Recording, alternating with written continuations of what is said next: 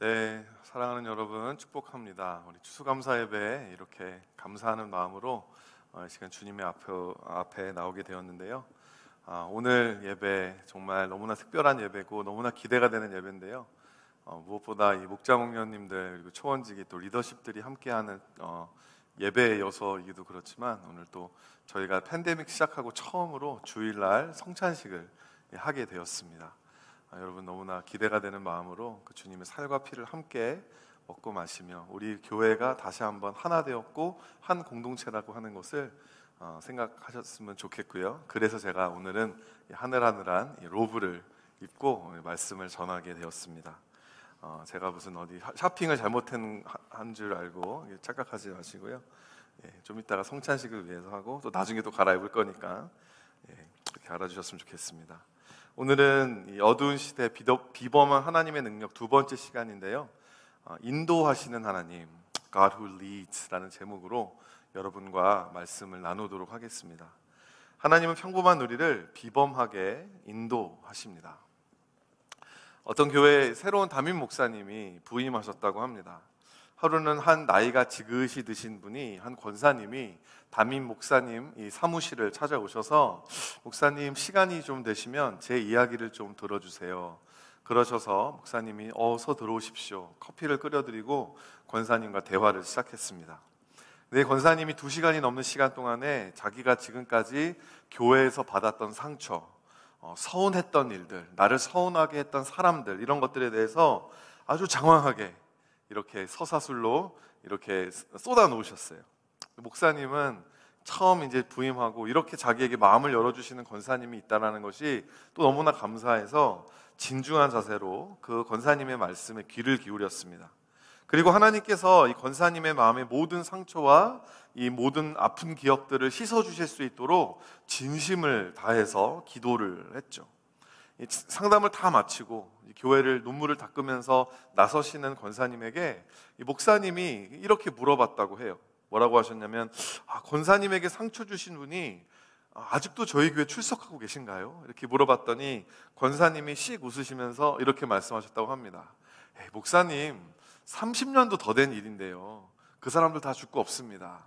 목사님이 충격을 받은 거예요.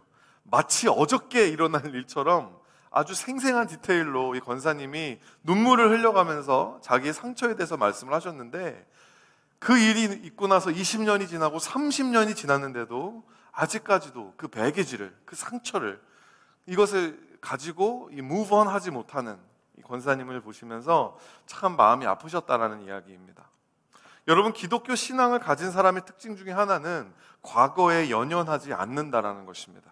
과거에 어떤 잘못된 일들에 발목 잡히지 않는다라는 것이죠. 하나님은 우리가 내일을 향해 살 수 있도록 진취적으로 그리고 창의적으로 살 수 있도록 우리를 인도하시는 분이십니다. 여러분, 용서의 능력이 뭡니까? 그 사람이 나에게 주신 상처 있을 수 있죠. 사람과 사람이 살다 보면 서로 섭섭하게 할 수 있죠. 정말 의도했던 의도하지 않았던 그렇게 할 수 있습니다. 근데 문제는 뭐냐면 우리가 이 인도하시는 하나님의 그 말씀에 사로잡히지 않았을 때 오히려 나에게 상처 준 그 사람들의 말에 묶이게 되고 그 사람들이 나에게 섭섭하게 했던 그 일들에, 그 기억에 묶여버리게 된다는 거예요. 그래서 하나님의 인도하심을 받을 수 없게 됩니다. 내가 지은 과거의 죄로 인해서 내가 자책하게 되고 얽매이게 되고 내 스스로를 용서하지 못하고 용납하지 못하는 그 수렁텅이 가운데 우리를 끌고 들어가기 원하는 게 마귀죠, 사탄이죠. 하나님은 아닙니다. 여러분 마음 가운데에 과거의 죄악, 과거의 상처 이런 것들로 말미암아 이 죄책감과 자책감과 자기 스스로를 용납할 수 없는 그런 마음 가운데 이 막 괴로워하시는 분이 계시다면 여러분에게 오늘 말씀드립니다. 하나님은 그렇게 인도하시는 분이 아니라는 거예요. 하나님은 여러분에게 자유를 주시는 분이라는 것을 기억하시기를 바랍니다. 그렇다고 제가 여러분에게 죄 지어놓고 염치 없어지라는 게 아닙니다. 당당하게 나 죄 지었는데 뭐 어쩔 겁니까? 이렇게 이야기하는 게 아니에요. 철저하게 죄를 회개해야죠. 돌아서야죠. 더 이상은 죄를 짓지 말아야죠. 그리고 죄를 버리고 떠나야 합니다. 하지만 동시에 그 죄로부터 자유로워져야 된다는 것입니다. 히브리서 12장 1절 말씀 보면 모든 무거운 것과 얽매이기 쉬운 죄를 벗어버리라고 이야기합니다. 그 죄를 다 짊어지고 살지 말라라고 이야기합니다. 벗어버리고 인내로서 우리 앞에 당한 경주를 하라고 우리에게 이야기하고 있는 것을 볼 수 있게 되죠. 왜냐? 로마서 8장 1절에 그 이유가 있어요. 왜냐? 그러므로 이제 그리스도 예수 안에 있는 자에게는 결코 정죄함이 없다라는 것입니다. 죄는 지었지만 정죄하지 않으시는 예수님, 나도 너를 정죄하지 아니하노니 가서 다시는 죄를 짓지 말아라고 우리로부터 그 죄의 그 무서운 고리로부터 우리를 자유케 해주시지만 동시에 우리를 그 죄로부터 해방해 주시는, 죄로부터 정말로 죄 짓지 않고 살 수 있는 능력을 허락하신 하나님이 우리가 오늘 찬양했던, 우리가 오늘 주님을 믿습니다, 난 주님께 속했습니다라고 찬양했던 예수님이신 줄 믿으시기를 바랍니다. 과거의 아픈 기억으로부터 불안한 오늘을 살고 있는 우리를 소망의 내일로 인도하시는 오늘 그 하나님을 경험하시는 저 여러분이 되시기를 예수님의 이름으로 축원드립니다. 지난주 설교에서 북이스라엘의 이 살아있는 권력 아합에게 이 엘리야가 도전하죠. 도전장을 던졌는데 그 이후로 이어지는 이야기, 오늘 본문의 이야기입니다. 이 인도하시는 하나님에 대해서 세 가지로 여러분에게 말씀드리기 원하는데요. 첫 번째로는 하나님은 우리를 훈련의 자리로 인도하신다라는 거예요. 훈련의 자리. 하나님의 부르심은요, 반드시 우리를 훈련의 자리로 인도하십니다. 하나님에게 부르심 받은 사람은요, 반드시 훈련의 과정을 지나게 됩니다. 여러분 삶 가운데 내가 예수님 믿었는데 내 삶에 아무런 훈련도 없었고 아무런 어려움도 없었고 아무런 고난이 없었습니다 라고 한다라면 여러분 사실 내가 구원받은 게 맞나? 내가 하나님의 자녀가 맞나? 의심해 볼 필요가 있어요. 하나님은 이미 훈련된 사람, 이미 세상에서, 이미 세상의 기업 같은 데서 엄청난 CEO로서의 어떤 리더로서의 훈련을 이미 받은 사람을 하나님의 나라에 고용해서 데리고 와서 쓰시는 게 아니라 하나님은 하나님이 택한 사람을 훈련하십니다. 먼저 택하세요. 다윗이 언제 부르심을 받았죠? 그가 티네이저 때, 15, 17-year-old. 그때 사무엘이 기름을 붓습니다. 근데 왕으로 기름을 부었지만 실질적으로 그가 통일 이스라엘의 왕이 된 나이는 37살이었어요. 그 자그마치 몇 년 훈련을 받은 거예요? 20년 동안이나 훈련을 받았다라고 하는 거죠. 사도 바울이 사울이었을 때, 그가 기독교를 핍박하는 자였을 때 다메섹 길로 가는 그 도중에 예수님을 만나게 됩니다. 예수님을 만나고 그 엄청난 경험을 했다고 해서 바로 사도가 된 게 아니었어요. 그가 그 경험을 하고 나서 3년 동안 아라바라고 하는 아무도 없는 광야에서 하나님에게 개인 교습을 받습니다. 그리고 나서 안디옥 교회에 가가지고 말씀을 가르치기 시작하고 복음을 전도하기 시작하고 세계 선교에 이바지하기 시작했다라고 하는 것이죠. 여러분, 하나님의 택함을 받은 사람, 하나님 나라의 백성이라면 반드시 이 훈련의 과정은 필요합니다. 어떤 훈련을 받아야 되냐? 먼저는 말씀 훈련이에요. 말씀 훈련. 열왕기상 오늘 본문 2절 말씀입니다. 여호와의 말씀이 엘리야에게 임하여 이르시되, 여호와의 말씀이 엘리야에게 임합니다. 하나님의 말씀을 전하는 사람 엘리야. 근데 여러분, 하나님의 말씀을 전하는 사람에게 가장 필요한 게 뭔지 아세요? 말빨이 아닙니다. 하나님의 말씀을 전하는 사람에게 가장 필요한 것은 뭔가 이렇게 카리스마가 아닙니다. 여러분, 하나님의 말씀을 전하는 사람에게 가장 필요한 것은 하나님의 말씀이에요. 하나님 말씀 전하는 사람이 말씀이 없으면 하나님의 말씀이 아니라 자기 생각을 이야기하게 된다는 거죠. 너무너무 여러분 중요한 것입니다. 성령으로 충만한 사람에게 가장 필요한 것이 무엇입니까? 말씀입니다. 성령 충만하니까, 저 사람은 성령의 은사가 많으니까 말씀 공부가 필요 없다? 여러분, 그건 거짓말입니다. 있을 수가 없는 일입니다. 하나님의 나라에서 엄청나게 큰 사명을 받은 사람이 있다. 여러분, 그 엄청나게 큰 사명을 받았다면 그 사람에게 필요한 건 뭐냐? 말씀으로 훈련되는 시간이에요. 준비되는 시간이에요. 누구도 예외가 없습니다. 하나님은 말씀으로 훈련되지 않은 사람을 쓸 수 없어요. 사용하실 수 없습니다. 하나님, 나는 나름대로 세상에서 잘 나갑니다. 저 일 잘합니다. 저 일머리 잘 돌아갑니다. 하나님의 쓰임을 받을 수 있습니다. 내가 하나님을 위해서 이 세상에 나가서 하나님의 나라를 위해서 내가 봉사해드리겠습니다. 여러분, 아무리 우리가 그렇게 원해도요, 그 사람 안에 말씀이 없으면 하나님이 사용할 수 없는 거예요. 하나님이 그 사람들이 하는 거 못하셔서 그 사람이 필요하신 겁니까? 하나님이 그 사람들 안에 있는 어떤 경영 능력이 없어서, 그 사람들 안에 있는 어떤 똑똑한 브레인이 없어서, 그래서 하나님이 그 사람들 쓰시는 겁니까? 하나님 스스로가 혼자서 다 하실 수 있는데 하나님이 굳이 우리를 쓰시는 이유가 있어요. 하나님이 쓰시는 사람은 말씀으로 먼저 훈련받아야 돼요. 말씀을 통해서 하나님과 인격적인 교제가 시작이 돼야 돼요. 하나님과 소통할 수 있어야 돼요. 하나님 음성을 들을 수 있어야 돼요. 하나님의 음성대로 겸손하게 무릎 꿇고 순종할 수 있어야 돼요. 근데 말씀이 없는데 어떻게 하나님의 일꾼이 될 수 있겠습니까? 성령의 은사가 많다고요? 성령의 은사가 아무리 많아도 그 사람이 말씀 훈련을 통해 그 인격이 refine 되지 않으면, 정제되지 않으면 그 은사로 사람을 죽입니다. 그 은사를 가지고 교회를 허물어뜨립니다. 많이 봤어요. 노래를 잘하면 찬양 사역자가 그냥 될 수 있는 건가요? 노래 잘하는 사람이 말씀 훈련을 받아야 주님 이 예배를 성도들과 함께 인도하는 찬양 사역자가 될 수 있는 거예요. 영상 잘 만드는 사역 교회 안에 필요합니다. 주방봉사도 필요합니다. 근데 그 일들을 하시는 분들이 말씀으로 훈련되어 있지 않으면 그 하는 일들로 말미암아 교회가 세워지지 않아요. 에디파이가 되지 않아요. 히브리서 12장 6절 말씀입니다. 주께서 그 사랑하시는 자를 징계하시고 그가 받아들이시는 아들마다 채찍질하심이라 하셨으니, 여러분, 여기서 나오는 징계란 말을 원어로 보면 뭔가 잘못해서 두드려 맞는 게 아니에요. 그 징계가 사실 잘못 번역된 거예요. 훈련이에요, 훈련. 하나님이 사랑하시는 아들마다, 사랑하시는 딸마다 말씀으로 훈련하신다라는 이야기입니다. 말씀으로 채찍질하신다라는 이야기입니다. 사랑하기 때문에, 준비시켜야 되기 때문에, 이 세상이 얼마나 악한지, 이 세상이 얼마나 하나님을 모르는 사람들로, 하나님의 나라와 맞지 않는 가치관들로 가득 차 있는지 주님이 아시기 때문에 이 아이를 세상에 보내기 전에 먼저 말씀으로 훈련시켜야 된다는 걸 아시는 거예요. 그래서 그 말씀의 훈련, 아버지로부터 채찍질 받고 징계받는 훈련을 받고 나면 어떤 유익이 있습니까?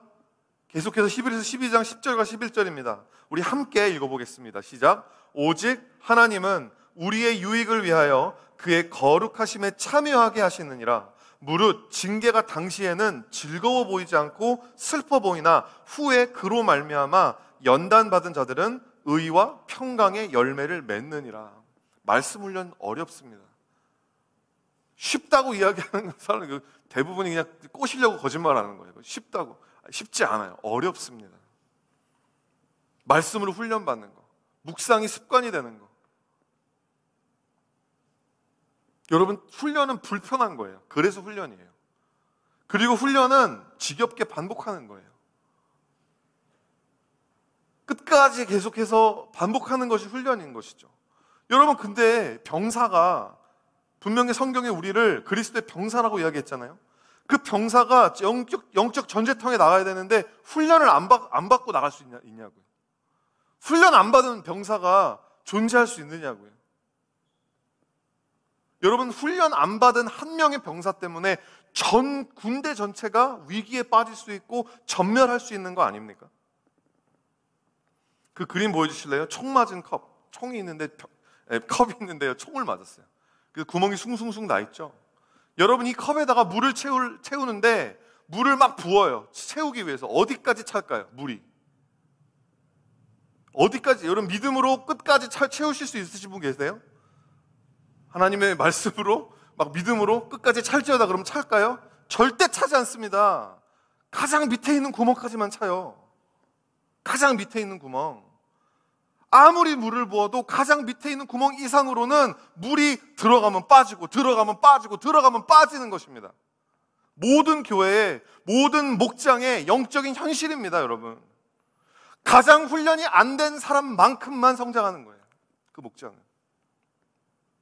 그러니까 여러분, 교회 안에서, 목장 안에서 말씀 훈련 받는 사람은 select few, 그냥 믿음이 특별하게 좋은 사람, 그런 사람들만 훈련받는 거 여러분 거짓말입니다. 모든 사람이 받아야 돼요.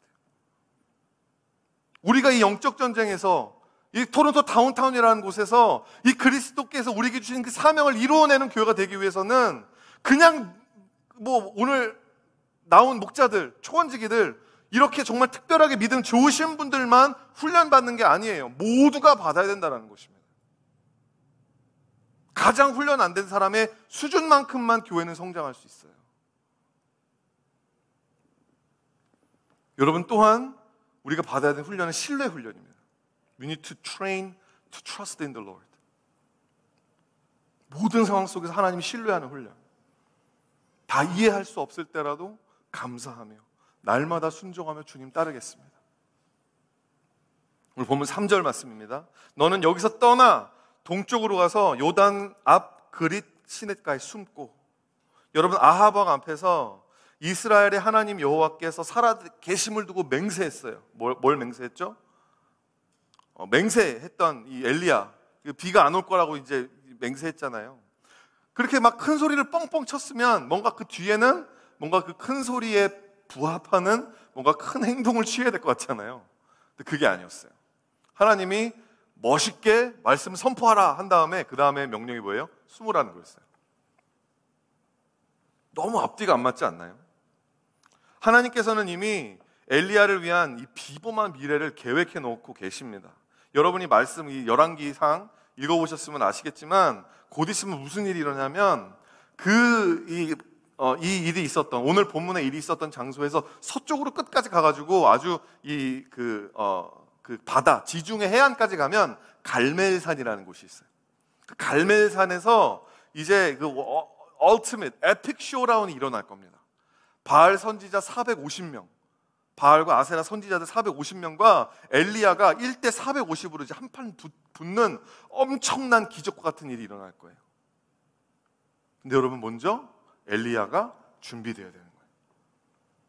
450대 1로 456이 아니라 450대 1로 싸워야 되는데 그걸 싸우려면 먼저는 하나님을 믿어야 될 거 아니에요. 하나님이 어떤 분이신지 알아야 될 거 아니에요. 끝까지 하나님의 편에 서서 편 바꾸지 않고 끝까지 하나님이 승리하실 것을 믿고 담대하게 나갈 수 있어야 될 거 아니에요. 그래서 하나님은 엘리야를 보여주세요. 갈멜산이 아니라, 갈멜산이 어디죠? 여기 제가 좀 보이시나요? 갈멜산 초록색으로 되어져 있는 거. 갈멜산이 서쪽에 있어요. 그죠? 저쪽에 있잖아요. 갈멜산이 아니라 완전 다른 방향인 동쪽으로 보내버리시는 겁니다. 동쪽에 요단 근처에 있는 그릿이라는 시내에 그를 보내시는 거예요. 여러분, 내가 보는 맥락이 있어요. 우리의 삶 가운데 내가 삶을 살면 내가 보는 맥락이 있고요. 하나님이 보시는 맥락이 있습니다. 무엇을 신뢰해야 될까요? 하나님, 내가 보기에는 그거 서쪽으로 가야 되는데 서쪽이 파이널 데스티네이션이면 그래도 서쪽으로 가야지. 왜 동쪽으로 날 보내십니까? 하나님, 나에게 분명히 이렇게 많은 이 사명들을 약속하셨는데 이 사명들을 잘 내가 감당하기 위해서는 이 학교에 보내셔야 되는데 왜 이 학교는 떨어뜨리시고 다른 학교 붙여주십니까? 왜 토론토에 내가 살아야지 내가 이 사명을 다할 수 있는데 왜 영주권이 이렇게 안 나오는 겁니까? 신뢰 훈련 중이에요. 신뢰 훈련. 하나님이 정말 여러분이 하나님을 믿는지 믿지 아니하는지 보기 원하시는 것입니다. 여러분, 아브라함이 자기의 생각을 내려놓고 하나님을 신뢰함으로 하나님이 주신 하나밖에 없는 아들 이삭을 번제대단에 놓고 딱 찔러 죽이려고 했기 때문에 여러분, 하나님이 그에게 이렇게 말씀하시는 거예요. 창세기 22장 12절 말씀, 사자가 이르되 그 아이에게 손을 대지 말라, 그에게 아무 일도 하지 말라, 내가 내 아들 내 독자까지도 내게 아끼지 아니하였노니 이제야 내가 하나님을 경외하는 줄 아노라. 신뢰 훈련 통과. Now I know that you trust me with all of you've got. 이제야 내가 하나님을 신뢰하는 줄 내가 알겠다. 하나님이 여러분이 정말 하나님 신뢰하는지 신뢰하지 않는지, 여러분, 우리의 삶 가운데 우리가 이해할 수 없는 상황을 통해서 결핍의 그 이어지는 순간들을 통해서 테스트하신다라는 거예요. 그래서 여러분, 엘리야가 묵묵히 주님의 순종함으로, 신뢰함으로 동쪽으로 가죠. 동쪽 요단의 그릿시내로 간 엘리야가 만난 게 뭐였냐면 All Inclusive Vacation Resort를 발견합니다. 여러분, 그러니까 오해하지 마세요. 하나님이 인도 받으면 무조건 고생만 할 거야. 무조건 내 인생은 그냥 절망적이게 될 거야. 그냥 내가 원하는 거 아무것도 안 주시고 그냥 막 그냥 이렇게 고생만 시키시다가 나중에는 그냥 어디다가 그냥 버리고 시체 유기하고 하나님은 자기 여러분, 그런 하나님이 아니에요. 하나님은 좋은 곳으로 채워주기 원하시는 하나님이라는 거예요. 자, 보세요. 오늘 본문 4절 말씀입니다. 그 시냇물을 마셔라. 내가 까마귀들에게 명령하여서 너를 먹이게 하리라. 여러분, 훈련의 자리, 여러분 그냥 고생하는 자리라고만 여기시지 마시고요. 그곳이야말로 우리의 필요를 채우시는 하나님의 은혜를 가장 가까운 곳에서 체험할 수 있는 곳이라는 거예요. 하나님에게 인도받는 게 그냥 고생하는 길로 여러분 일하는 편견을 제발 버리시고 정말 그 하나님의 그 선하신 손길에 여러분 스스로를 맡겨드리시기를 바랍니다. 상상도 하지 못했던 그 자리에서 정말 기상천외한 방법으로 우리를 먹이시고 우리를 입히시고 우리의 삶을 채워주시고 우리를 먹게 하시는, 마시게 하시는 그 인도하심으로 말미암아 여러분 우리가 훈련되는 거예요. 하나님의 나라, 그 사명을 위해서. 두 번째로 하나님은 우리를 순종의 자리로 인도하십니다. 순종의 자리. 오늘 본문의 5절입니다. 그가 여호와의 말씀과 같이 하여 곧 가서 요단 앞 그릿 시내가에 머물매. 그가 여호와의 말씀과 같이 같다라고 하는 거예요. 여러분, 믿음은 명사가 아니라 동사예요. 믿음은 명사가 아닙니다. It's not something that you have inside of you. It's something that you do. 여러분이 행하는 그것이 믿음이라는 거예요. 하나님의 말씀을 듣는다라는 것은 내가 성경을 읽고 독해할 수 있다. 어떤 리터러시 테스트 보는 게 아닙니다. 오늘 본문의 엘리야처럼 하나님의 말씀을 듣는 사람, 순종하는 사람은 여호와의 말씀과 같이 하는 사람인 줄 믿으시길 바라요. 여러분은 하나님의 말씀과 같이 행하는 사람입니까? 여러분, 많은 사람들이 믿음이 있냐고 물어보면 이렇게 이야기해요. 나 하나님 계신 거 압니다. 내가 하나님의 존재 부인하지 않습니다. 하나님이 계시다라는 거 난 믿고 있습니다. 여러분, 그게요 아무런 의미가 없어요. 그래서 왜요?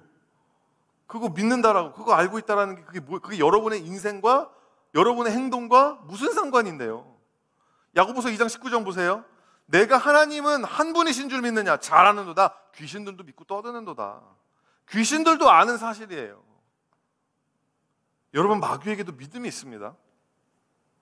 마귀라고 여러분 무시하지 마세요. 마귀가 사실은 여러분보다 믿음이 좋을 수도 있어요. 여러분, 가끔씩 하나님 계신가? 하나님 죽었나? 이렇게 여러분 의심하잖아요. 마귀는 단 한순간도 하나님이 안 계시다라고 절대로 의심하지 않습니다.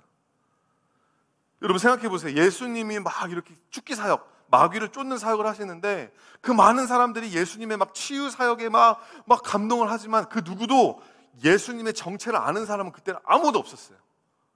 이 사람이 참 신통하구나 이렇게 해가지고 모인 거지. 근데 여러분, 예수님의 그 정체를 딱 한 번에 알아보고 그걸 선포하는 존재가 여러분 사람이 아니에요.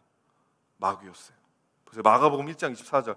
나사렛 예수여, 우리가 당신과 무슨 상관이 있나이까? 우리를 멸하러 왔나이까? 나는 당신이 누군지 아노니 하나님의 거룩한 자. He knew exactly who Jesus was.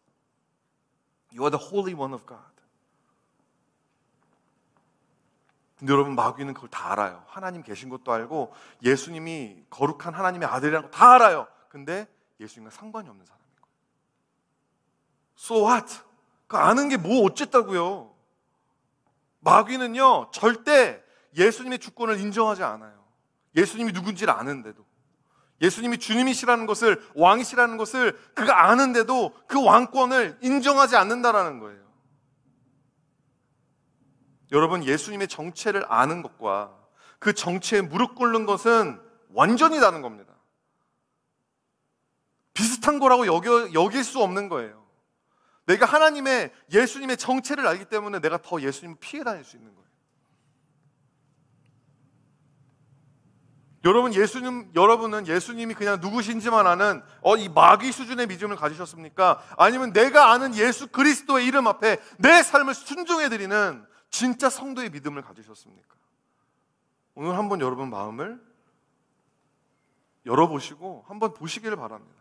정말 내 믿음은 어떤 믿음일까? 그리고 여러분 정말 무시무시한, 성경에 나오는 무시무시한 이 예언이 있어요. 우리가 마귀 수준의 믿음, 하나님이 누구신지를 아는데 순종하지 않는 그런 믿음을 가지게 되면 여러분 그런 사람들이 가는 곳이 어디냐면 그 예비된 곳이 있는데 요한계시록 21장 8절이거든요. 그러나 두려워하는 자들과 믿지 아니하는 자들과 흉악한 자들과 살인자들과 음행하는 자들과 점술가들과 우상숭배자들과 거짓말하는 자들은 불과 유황으로 타는 못에 던져지리니 이것이 둘째 사망이라. 어떤 분들은 제가 요한계시록 이렇게 준 바이블 클래스 할 때 가르쳐 보니까 어떤 분들은 이 요한계시록을 성경으로 안 치더라고요. 요한계시록 안 읽어요. 요한계시록이 읽으면 어차피 헷갈리고 내가 이단에 빠질까 봐 안 읽는데요. 성경이니까 읽어야 돼요. 요한계시록에 나오는 말씀도 예수 그리스도의 말씀이신 줄 믿으시길 바랍니다. 여러분 방금 읽은 말도 여러분 It's going to happen. 다시 보여줘요. 두려워하는 자들. 왜 두려워합니까? 하나님이 계신 거는 알지만 그 사람의 마음 가운데에 하나님이 왕이 아닌 거예요. 하나님의 다스리심을 신뢰하지 않는 거예요. 그러니까 두려움에 사로잡혀 버리죠. 하나님이 나를 이끄실 거고 하나님이 나에게 가장 좋은 계획으로 나를 이끄실 거라고 하는 신뢰가 없으니까 당연히 두렵죠.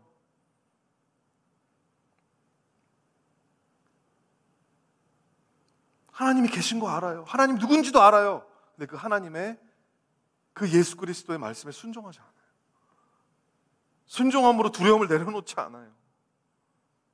믿지 아니하는 자들, 흉악한 자들, 살인자들, 음행하는 자들, 막 여기 점술가들도 나오죠. 여러분 예수님 믿는 사람들도요 점보러 다니는 사람 진짜 많아요.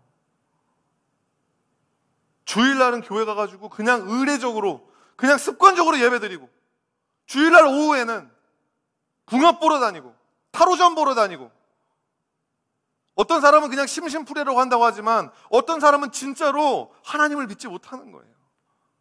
하나님이 왜 내 미래를 얘기해 주지 않으실까? 누구와 결혼을 해야 되는지 왜 나한테는 말씀해 주지 않으실까? 본인이 이 말씀 안 읽고 기도 안 해서 사실 그런 건데 그냥 난 차라리 그냥 점이나 보러 다녀야지.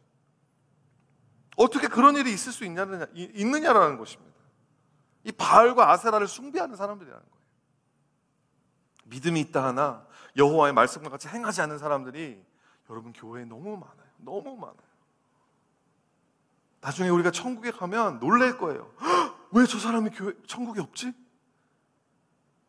왜 저 사람이 왜 이 자리에 없지? 여러분 교회 안에 이런 사람들이 많은 이유가 있어요. 그 이유가 뭘까요? 제가 어떤 목사님의 페이스북에서 이 글을 읽었는데 제가 무릎을 치고 아멘을 했습니다. 같이 한번 읽어볼게요. 자, 교회는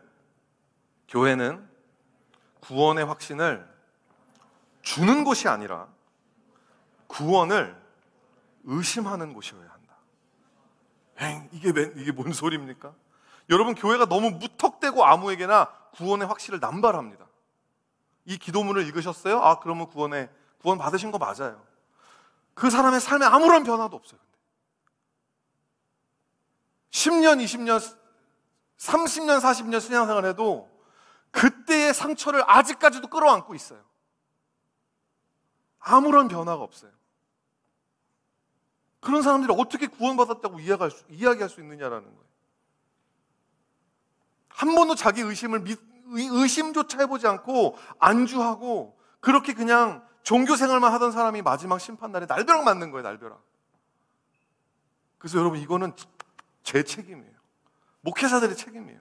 목회자들이 너무 성도들에게 그냥 마음을 안정시켜주기 위해서 교회 와 오면 그냥 평강을 주기 위해서 거짓 메시지를 한 거죠. 실질적으로 구원의 열매가 삶에 드러나지 않는데도 한 번도 내가 구원을 받았는지 안 받았는지를 의심조차 못하게 만들어버리는, 제가 그런 목회를 하고 있었다면 저는 회개합니다. 앞으로 그렇게 하지 않을 거예요. 매주 주일마다 여러분의 믿음이 말씀을 통해서, 말씀의 기준 앞에서 깨어지기를 원합니다. 부딪히기를 원합니다. 그래야 여러분, 교회에서 안전한 곳에서 의심할 수 있어야 세상 나가서 의심 안 해요. 그래야지 세상 나가서 구원의 확신을 가지고 살 수 있는 거예요. 우리는 거꾸로 하고 있어요, 여러분. 교회에서는 그냥 구원의 확신 하는데 밖에 나가서는 매일매일 의심해요. 하나님 살아계신가? 하나님 이 세상은 살아계신가? 교회는 신자가 마음 놓고 안전하게 내 믿음의 진위 여부를 의심해 볼 수 있는 곳이어야 합니다. 여러분 삶에 순종의 열매가 있으세요? 정말 하나님 말씀대로 살고 있으세요? 그냥 오늘 받았던 그 감동 그 자체로 이게 내 믿음이야? 거짓말입니다. 여러분, 요단 앞 기리신의 엘리야가 하나님 말씀대로 갔어요. 그리고 더 중요한 게 뭐냐면 그곳에서 머무릅니다. He stays there. 너무 중요한 포인트입니다. 사랑하는 성도 여러분, 하나님의 말씀하신 자리에 머무르는 것까지가 순종입니다. 찍고 오는 게 아니에요. 됐죠? 하고 오는 게 아니에요. 거기에 머물러야 돼요. 성장과 열매를 원하신다면, 성숙하는 걸 원하신다면 순종의 자리에 머물러야 돼요. 예수님께서 따로 말씀하시기 전까지는 You have to stay there. 그곳에서 계속 섬겨야 돼요. 그곳에서 계속해서 하나님의 말씀을 기다려야 돼요. 두리번대지 마십시오. 내가 이거 순종했는데 다음은 뭐지? 다음은 뭐지? 여러분, 우리가 하나님의 양이면 주님의 음성을 듣습니다. You will not miss His voice. 여러분이 정말 하나님의 거듭난 주님의 자녀라면 하나님 아버지의 뜻을 알게 돼요. 모든 것이 합력하여 선이 이루어져요. 막 두리번댈 필요, 이랬다 저랬다 할 필요가 없다라는 거예요. 여러분, 하나님 우리를 어떻게 인도하시는지, 이스라엘 백성들을 광야에서 어떻게 인도하시는지 똑같이 인도하시거든요. 한번 보겠습니다. 출애굽기 40장 36절 37절. 구름이 성막 위에서 떠오르는 때에는 이스라엘 자손이 모든 행진하는 길 앞으로 나갔고, 구름이 떠오르지 않을 때는 떠오르는 날까지 나가지 않아요. 얼마나 쉽습니까?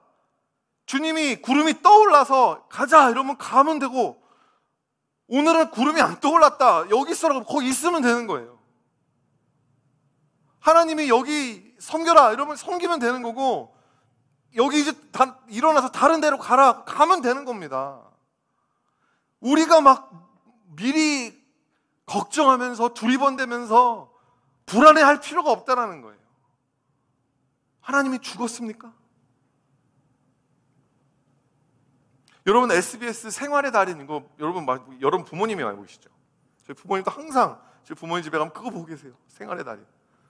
그 성우분 목소리가 막 들리는 듯한데, 여러분 생활의 달인에 출연하신 분들 보면 거기에 막 3년 경력, 저 막 만두집 1년 경력 있을까요?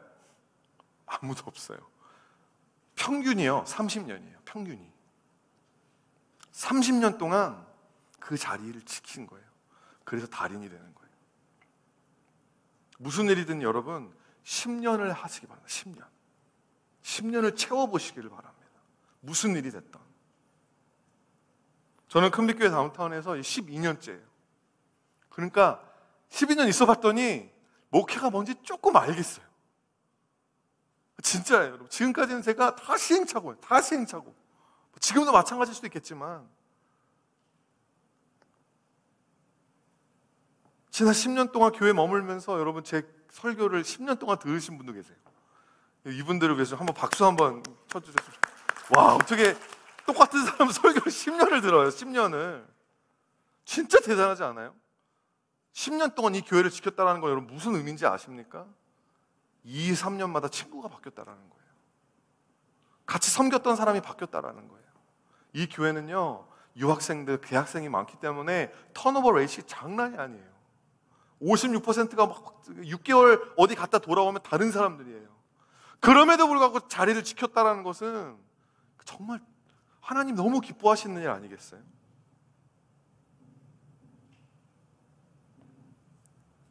사랑하는 성도 여러분, 믿음의 사람은 그렇게 사는 거예요.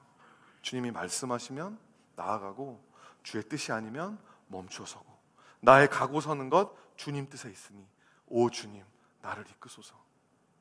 그렇게 사는 거예요. 그렇게 머무는 동안 여러분 순종의 자리는 기도의 자리가 됩니다. 순종의 자리가 여러분 바로 기도의 자리가 돼요. 야고보서 5장 17절 말씀 보니까 엘리야가, 자 보세요, 엘리야는 우리와 성정이 같은 사람이로되 그가 비가 오지 않기를 간절히 기도한 즉 3년 6개월 동안 땅에 비가 오지 아니하고. 여러분 그 3년 6개월 동안 그 시냇가에 있었던 거예요. 3년 6개월 동안. 근데 거기서 엘리야가 뭐 해요? 기도하는 거예요. 그가 하나님의 말씀을 선포했어요. 하나님의 이름으로 맹세하는데 주님의 말씀이 임하기 전까지는 비가 오지 않을 거다. 근데 말씀만 하고 혼자 있을 때는 막 넷플릭스 보고 있었던 게 아니라 그 광야에서, 그 곳에서 혼자 머물면서 엘리야가 계속 기도합니다. 비가 오지 않게 해달라고. 하나님은 우리의 불순종과 불성실함에도 합력하여 여러분 선을 이루시는 분이십니다. 여러분이 머물러 있는 그 자리에서 여러분 기도하세요. 그리고 내가 머물러 있는 이곳이 하나님이 뜻하신 곳이라는 것을 여러분 믿으시기를 바랍니다. 여러분이 속한 그 가정, 여러분이 볼 때는 우리 가정은 왜 이래? 우리 아빠는, 우리 엄마는, 우리 형 누나들은 왜 이래? 할 수 있겠지만 여러분이 지금 거기에 태어났잖아요. 하나님의 뜻이 거기에 있는 거예요. 거기서 주의 뜻을 구하면서 기도하십시오. 머물면서. 여러분이 속한 그 학교, 그 일터에서 주의 나라가 임하게 해주시옵소서 기도하십시오. 그리고 여러분이 속한, 여러분의 그 지체된 그 교회에서 한 몸 된 성도들과 함께 예배하시고 함께 훈련받으시고 함께 선교하시면서 함께 기도하는 거예요. 이 교회 저 교회 두리번대지 마세요.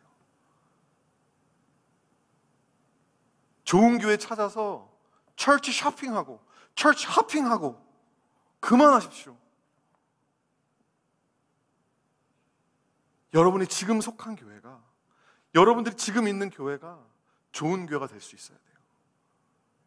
목사님, 좋은 교회를 어떻게 찾습니까? 한국 가면 다 저한테 그거 물어보더라고요.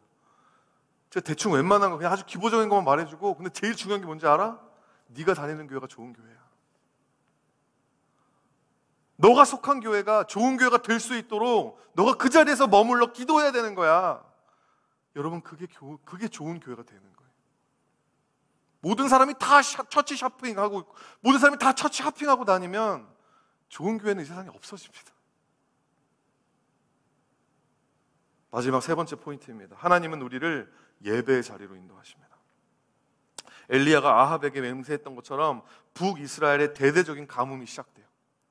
팔레스타인의 땅은요, 이 물을 바로 흡수합니다.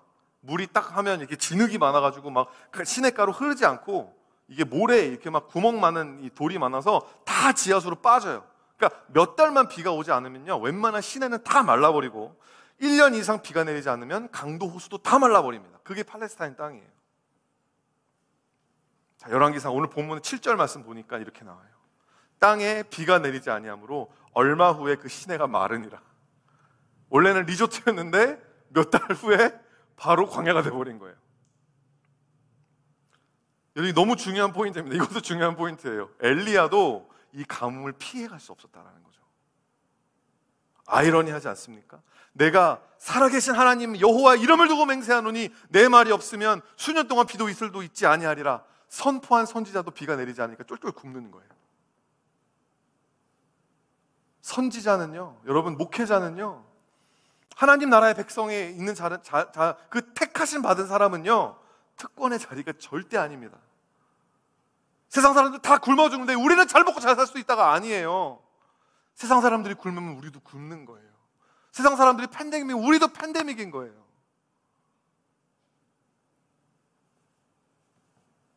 나에게 마실 것을 제공해주는 시내가 뺏싹 말라버리고 먹을 것을 가져다 주던 까마귀도 다 굶어 죽었어요.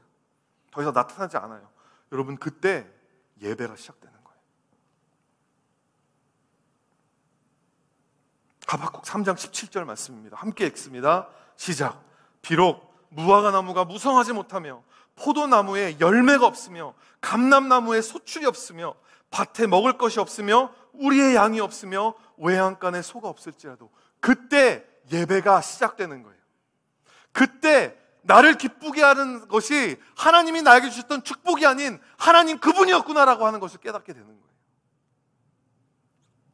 내 삶을 풍성하게 채우시던 하나님의 공급이 끊기고, 그때 여러분 진짜 감사가 시작되는 것입니다. 이 기독교 신앙이에요. 이게 놀라운 역설인 겁니다. 기독교 신앙은 뻔하지 않아요. 하나님한테 많이 받으니까, 축복 많이 받으니까 기뻐하네? 그건 당연한 거예요. 근데 하나님에게 아무런 축복도 못 받은 사람 같은 그런 사람이 기뻐하고, 그런 사람이 감사하고, 그런 사람이 미친 사람처럼 예배하고 있으면 세상 사람들은 놀라는 거예요. 아, 정말 그 하나님에게 뭐가 있나 보다.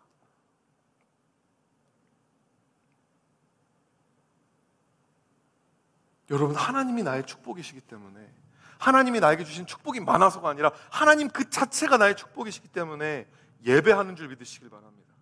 나에게 먹을 것도 주고 직장도 주고 배우자도 주고 다 주시면 좋겠지만, 그렇게 하지 아니하실지라도 감사하는 거예요. 그렇게 하지 아니하실지라도 주님은 나의 선한 목자 되신 거예요. 그렇게 하지 아니하실지라도 주님은 나의 살아있는 소망인 거예요. 주 안에 있는 보물을 나는 포기할 수 없는 거예요. 삶의 벼랑 끝에 서 있는 분 계십니까? 주님, 내가 이제 어디로 가야 될지 모르겠어요. I'm so lost. 내 삶에 너무너무 힘들고 어렵습니다. 너무 지쳐 있습니다. 여러분들, 그때 드리는 예배가 하나님의 입장에서는 영광이 되는 예배가 될 수밖에 없어요. 제가 그 이유를 설명해 드릴게요. 욥기 1장 9절 10절에 보니까 사탄이 여호와께 이렇게 이야기합니다. 욥이 어찌 까닭 없이 하나님을 경외하리까? 하나님을 경외하는 데는 까닭이 뭘 줘야지 믿지, 뭘 줘야 예배드리지. 주께서 그와 그의 집과 그의 모든 소유물을 울타리로 두르심 때문이 아니니까, 주께서 그의 손으로 하는 바를 복되게 하사 그의 소유물이 땅에 넘치게 하셨음이니까, 그러니까 욥이 하나님을 경외하는 거지. 다 가져가 보세요. 하나님 저주할걸요? 지금 사탄은 하나님을 우회적으로 조롱하고 있는 거예요. God, you are not worthy of worship. People are just using you because they need blessing. 사람들이 하나님한테 축복받으려고 그냥 아양 떨고 아부하는 거지, 진짜 예배는, 진짜 예배 받을 자격이 하나님한테는 없습니다. 한번 테스트 해보시죠. 그걸 하고 있는 거예요 지금. 여러분, 너무 놀라운 게 뭔지 아세요? 하나님의 지금 레퓨테이션이 달려있잖아요. 지금 천지와 이 온 우주를 만드신 만유의 하나님의 레퓨테이션이 달려있는데, 그 레퓨테이션이 어디 달려있어요? 욥의 예배에 달려있는 거예요. 여러분, 하늘과 땅을 지으신 우리 구세주 예수 그리스도 하나님 아버지 성령 하나님의 그 레퓨테이션이 오늘 바로 이 순간 여러분이 드리는 예배에 달려있음을 믿으시길 바라요. 여러분, 욥이 어떻게 하는지 아세요? 욥기 1장 20절 21절에 욥이 일어나 겉옷을 찢고 머리털을 밀고, 여러분 얼마나 괴로웠으면 이렇게 했겠어요? 얼마나 힘들었으면 옷을 찢고 막 머리털을 밀고 땅에 엎드리며 그가 예배하기 시작합니다. 내가 모태에서 알몸으로 나왔은즉 또한 알몸으로 돌아갈 것이다. 주신 이도 여호와시오 거두신 이도 여호와시니 여호와의 이름이 찬송을 받으리라. 여러분도 그렇게 하실 수 있으십니까? 아니, 지금 그렇게 하고 계십니까? 예배할 만한 상황이 주어져야, 예배할 만한 건물이 주어져야, 예배할 만한 어떤 공간이 주어져야 예배하십니까? 감사할 만한 이유가 없으면 감사가 없는 겁니까? 그렇게 해주셔야만 찬양하는 것입니까? 아니요. 정말 하나님을 영광스럽게 하는 주님의 자녀는 그리 아니하실지라.